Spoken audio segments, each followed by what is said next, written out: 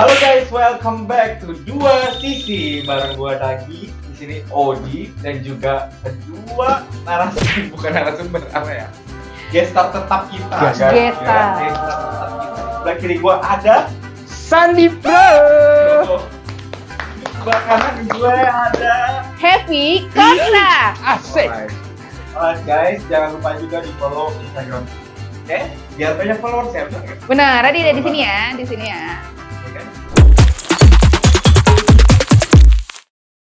Oke, jadi Dua Sisi kali ini kita bakalan ngomongin soal Gen Z. Jadi lagi rame banget nih Mas Andi sama Happy Gen Z Ya. di TikTok gitu, karena ada satu Happy dong berarti Odi. betul Happy. happy banget. Jadi ada satu company yang ngomongin Gen Z. Jadi mereka tuh invite si Gen Z ini buat interview. Terus katanya tuh Gen Z ini banyak maunya. Jadi banyak pertanyaan dari Gen Z kayak apakah dapat benefit ataukah berapa persen dapat ya, you know lah. Kita sebagai pekerja juga sometimes kita tanyain dong. Betul. Benefit apa yang kita dapetin. Kali ini tapi you know why? Company-nya tuh ngerasa kayak aduh Gen Z kayak tahu nih dan segala macam, jadi bukan pro dan kontra. Buat kalian berdua nih, terutama Mas Sandi Pro dan Happy Kontra. Menurut kalian tuh bela siapa sih? Gen Z kah atau si company-nya? Kalau menurut gua pribadi sih ya konten aja kalau ada pertanyaan. Tapi kayaknya Evi dari tadi udah ngegas mulu. Sebelum temanya dikasih gitu udah, pokoknya ibu. Udah lah Happy kontrak. Coba Happy. Pas off record tadi emang sudah membahas ini dan agak menggebu-gebu. Kalau dari POV aku sih, aku di pihak Gen Z-nya ya. Di pihak si pelamar kerja ini yang kebetulan nih saat ini adalah Gen Z. Tapi di luar itu, disclaimer dulu, di sini aku anak milenial sebenarnya ya. Oke, agak tua ya. Yang ngomong padahal lebih senior. Lebih tua. Karena yang pertama, tidak ada salahnya sama sekali kalau kita sebagai pelamar itu bertanya balik. Karena kan ini komunikasi dua arah antara pelamar dan rekruter itu adalah komunikasi dua arah gitu. Yang pertama, tidak ada salahnya untuk bertanya balik. Terus apalagi pertanyaannya padahal pertanyaan fundamental yang kayak dapat mes atau tempat tinggal atau tidak. Terus kalau nggak salah nanya di gaji berapa gitu-gitu nggak sih? Kayak di gaji berapa, benefitnya Gaji berapa, benefitnya berapa, which is itu sangat-sangat normal kalau menurut aku. Karena kalau aku balikin ke aku sebagai milenial pun akan bertanya hal yang serupa. Yang kayak nanti kalau saya diterima ya apa yang saya dapetin, yang kayak dapat bonus apa enggak, ini ada jenjang karirnya apa enggak nanti saya di sini, itu sangat-sangat normal. Jadi sepertinya rekruter saat menginterview Gen Z ini mungkin antara belum makan atau mungkin punya masalah apa, jadi kayak sensitif gitu, kayak apalagi mungkin di otaknya dia tuh kayak udah kepikir duluan, bukan di otaknya rekruter udah kepikir duluan kayak Gen Z ini akan ngerepotin apa segala macam, udah kadung ngelihat Gen Z itu jelek aja, jadi kayak sekali dia nanya tuh kan ini kayak emang Gen Z jelek? Gimana menurut kalian? Banyak yang ngomong yang kayak Gen Z Banyak mau BM bener, banyak ulahnya gitu yang membuat banyak orang merasa tidak nyaman. Jadi mungkin apa yang dilakukan Gen Z jadi bahan omongan deh. Tapi menurut gue ya, kalau misalnya gue ngelihat sih sebenarnya Gen Z BM ya gue akuin sih itu begitu gitu. BM banget emang gitu. Kok tahu Mas? Ya begitulah pokoknya. Jadi kalau misalnya gue ada sepakatnya sama Happy ya, kalau misalnya dalam sesi wawancara ya kita pasti akan tanyain dong semua yang memang jadi hak dan haknya kita gitu kan, sebagai nanti lu kerja terus gue dapet apa dari kerja ini gitu kan. Tapi terkadang itu too much menurut gue. Ada sesuatu yang memang sebenarnya pertanyaan yang bukan lu tanya sebagai hak lu. Kayak gimana? Ya misalnya lu juga harus tahu dong, lu nge-apply perusahaan terus perusahaannya mungkin bukan perusahaan yang memang nyediain mes, terus lu tanya ini dapat mes nggak gitu. Ya mungkin dia nggak tahu. Iya. Just asking. Iya oke, nggak tahu tapi setidaknya lu punya background dulu dong, tahu perusahaannya gimana. Nggak, maksud gue gini, bukan pertanyaan yang menurut gue itu sangat dalam tanda kutip mungkin ya, itu kurang kayak nggak mendasar banget gitu. Kecuali kalau misalnya nanya, Bu, saya nanti sakit, BPJS-nya aktif, gitu kan? Oh enggak, nanti doa aja dulu, gitu kan? Itu baru kan? Ya kan kalau misalnya enggak kan, gitu kan? Bu, nanti kalau saya mau klaim gimana? Oh, belum bisa untuk saat ini. Gitu. Berarti lu menyalahkan Gen Z dong. Gue nggak nyalahin ya. Setiap generasi pasti punya lu jangan bikin gue serang, Odi, ya kan? Kurang aja juga lu mancingnya lu. Instagramnya nanti di sini. Enggak, Gen Z nggak ada masalah buat saya, bener. Enggak, kalau gue sih ngelihat setiap generasi pasti punya tipikal sendiri ya. Iya. Dan beberapa generasi sebelumnya juga kita harus lihat, oh sekarang modelnya begini loh gitu. Ya mungkin dari trennya, mungkin dari habitnya gitu kan. Nggak bisa juga lo ngelihat kalau Gen Z begini ya, kok beda sama gue ya gitu. Lo juga harus lihat juga konteks zamannya udah beda dong. Betul banget. Emang kalau Gue sih generasi pujangga. Gue agak bingung tuh generasi gue kemana ya. Wah, kalau udah bilang pujangga sih kayak kita ngerti lah ya generasi apa. Gen Z ada yang tahu nggak pujangga? Tapi Rangga ya? Tapi gue agak belum tahu detail tuh. Selain itu emang pertanyaannya apa lagi sih? Iya, selain mes dan gaji itu. Jadi sebenarnya ada yang ditanyain juga atas si recruiter ini di Gen Z ini tuh belum punya experience di manapun. Terus kita jadi backup. Sedangkan katanya si recruiter ini mencarinya tuh sales. Jadi kayak orang tanya tapi tidak dijelaskan. Oke, jadi fresh graduate nih berarti sih Gen Z-nya. Tapi ternyata company-nya itu banyak yang gue lihat company itu kan company piala. Jadi banyak juga yang menyalahkan. Karena ada satu statement di recruiter-nya bilang kalau semua kerja itu cari nasabah. Kayak Happy sendiri, Happy sebagai wartawan ya. Apakah wartawan cari nasabah? Tidak. Sebenarnya tidak ya, idealnya ya. Cari masalah kalau ya. Enggak dong, enggak Lebih dong. ke cari masalah ya. Enggak ya. Nyari pengalaman. Nyari pengalaman. Kalau saya kan sebagai orang nomor 2 di kantor. Wow. Saya sini mewakili perusahaan ya. Ngeri banget. Enggak, kalau gue sih ngelihatnya tadi yang nyambung dari tadi ya, mungkin kita juga harus lihat. Makanya tadi gue sempet ngomong kalau kenapa banyak maunya gitu ya. Karena beberapa kali gue juga berhadapan langsung. Iya benar gitu ya, saat rekrutmen gitu ya. Biasanya kan ketemu sama usernya gitu. Memang ini disclaimer ya, ini gua ngalamin itu gitu ya. Kalau memang sebenarnya banyak hal yang lu tanya apa yang memang jadi hak lu. Tapi lu nanya kayaknya lu masih aja juga belum gitu. Maksudnya lu nanya sesuatu yang lu aja belum prove it. Kalau misalnya lu kerjanya bagus gak? Deserve untuk dapat itu. Tapi itu pertanyaan yang menurut gua udah di luar dari yang hal mendasar. Misalnya digaji berapa sih? Gua dapat apa sih gitu kan? Terus kalau nanti gua izin bisa nggak? Kalau misalnya gua pura-pura sakit diketahuin nggak gitu kan? Nggak, pasti langsung dipecat. Ya. Ngeri banget. Berarti menurut lu sebagai Gen Z nggak boleh nanya-nanya dong? Boleh, Odi, cuman maksud gua gini, konteksnya itu ada pertanyaan yang memang sebenarnya lu belum tepat untuk tanya itu karena itu di luar dari basic dari pertanyaan yang emang harusnya lo tanya gitu. Jadi kayak misalnya gini, lo nanya segala macam, Bu nanti ini, Pak nanti ini, terus tapi sebenarnya lo aja belum ngebuktiin kerja lo bagus atau enggak gitu. Lebih ke pertanyaan yang mungkin menurut gua tuh pertanyaan di luar dari basic pertanyaan. Misalnya gini, lo dapat gaji berapa sih gitu, terus nanti lo dapat bonus gak gitu. Oh dapat, terus nanti lu tanya lagi bonusnya berapa, hitungannya gimana? Menurut gue ya itu nanti dijelasin ketika lu nanti udah masuk ya. Memang tuh mungkin orang akan bilang kalau misalnya lu itu kan hak kita. Iya tahu hak kita, cuman menurut gue step dari pertanyaan selanjutnya itu harusnya tidak ditanyakan pas kita interview, tapi nanti kalau udah masuk aja. Terus yang benarnya dilakukan sama Gen Z gimana dong? Harusnya gimana? Kasih akses ke Gen Z nih gitu. Sebagai milenial. Tapi dari tadi pertanyaan lu berdua ya, ini kayak lu pengen gue diserang Gen Z gitu kan?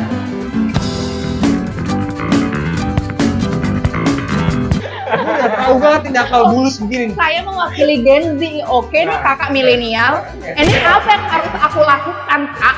gitu. Iya, Karena serba salah. Kalau gue sih ngelihat ya beberapa kali gue wawancara sama sama pelamar yang Gen Z. Terkadang mereka juga itu tadi gue bilang banyak maunya, tapi kerjanya juga kita belum tahu.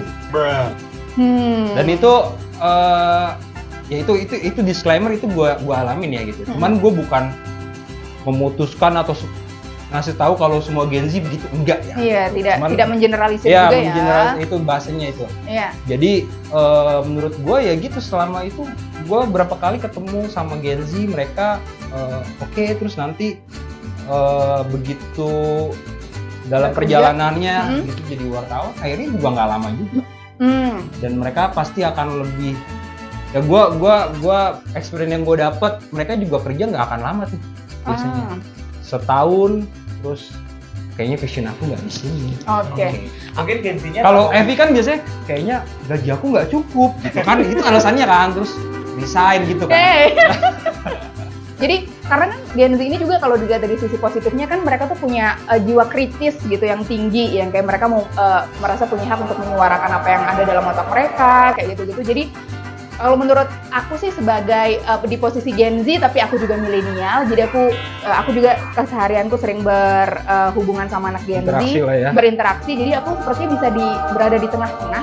Jadi untuk teman-teman Gen Z jangan takut untuk berpikir kritis ala kalian, nggak apa-apa. Pura-pura bestie, ya nggak Gen Z, pura-pura bestie. Teman-teman milenial juga ya jangan terlalu sensitif lah. Seperti kata Mas Andi tadi, beda generasi, beda karakteristiknya. Jadi itu yang memang ada karakternya sih teman-teman Gen Z ini. Tapi teman-teman Gen Z jangan keenakan juga yang kayak aku pokoknya mau lebih mengedepankan kesehatan mental aku. Jadi aku nggak mau kerja, aku nggak mau capek-capek. Jangan gitu juga adik-adik, teman-teman jangan gitu juga. Kita harus apa ya? Work balance biasanya ngomongnya. Iya, work life balance aja begitu.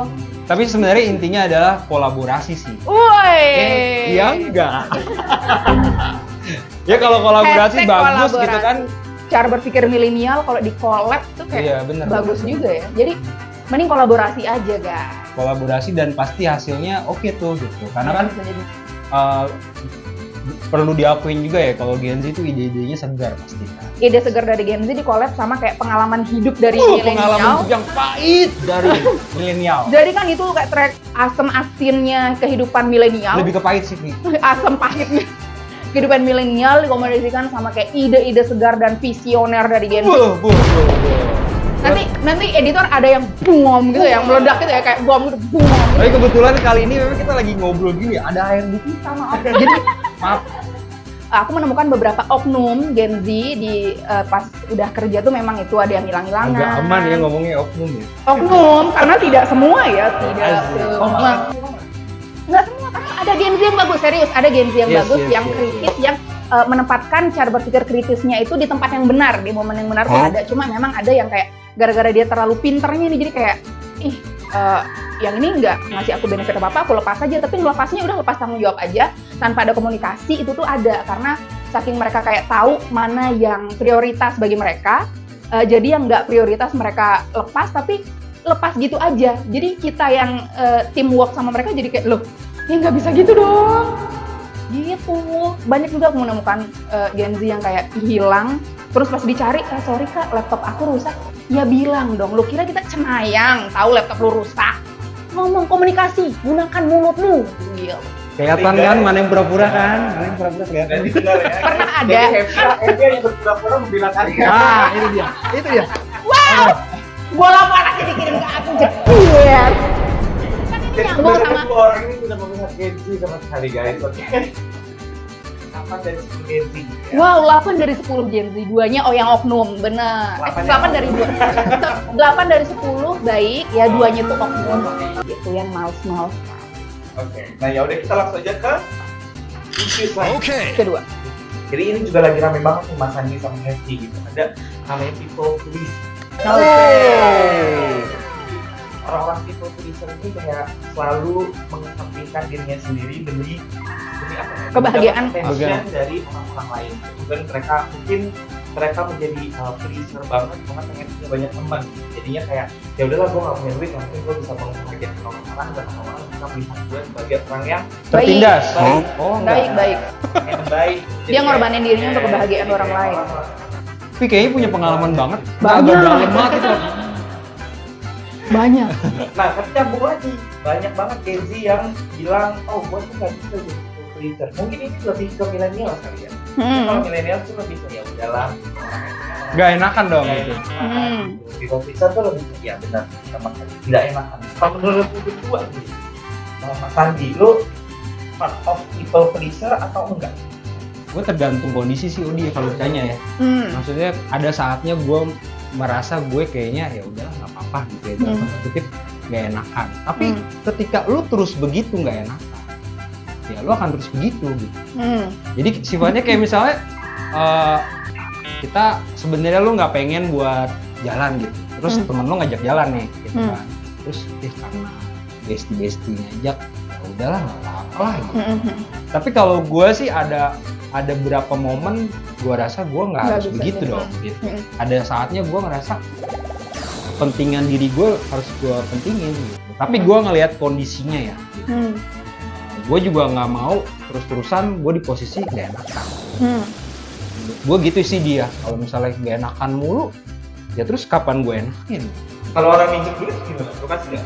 Gue mah sebelum minjem udah gue baru deh, mas, sorry. Iya, gue udah baca nih mau minjem duit nih gitu. Jadi dia baru, mas, sorry, maaf. Jadi kalau ada yang ngechat Mas Sandi harus to the point mau ngapain, jangan Mas Sandi. Udah tahu ini, udah dari mukanya sedih kan, minjem duit nih kalau. Iya. Nah kalau dari Happy nih, gitu. Kayaknya pengalaman lu Banyak. Kayaknya sekali. lu orang yang sering, yang kayaknya ini Vi, apa nggak enakan lu ya? Lu ya Gue lihat sih kayaknya baru gitu. syuting ini guys. Karena nggak enak ya? Karena gue people pleaser. Oke, ternyata tolong editor diedit aja ya omongan yang tadi diedit. Aduh. Jadi ngajakin syuting ini kan lumayan dadakan tadi, cuma ya karena itu sebenarnya kayak aduh nggak enak lagi kalau nolak, kayak kasihan anak-anak udah prepare apa segala macam, jadi ya udah deh syuting aja, toh juga emang senang ngobrol juga kan emang anaknya, jadi ya udah, toh juga seru juga. Ya. Tapi aku sama Mas Andi sih kayak udah mulai belajar, udah mulai tahu kapan harus bilang tidak ke orang, jadi nggak iya terus. Cuma mostly aku sepertinya lebih ke people pleaser orangnya gitu. sama ini lu Tapi iya. tapi gitu. sorry nih gue potong ya, lu berarti orangnya nggak perasa banget.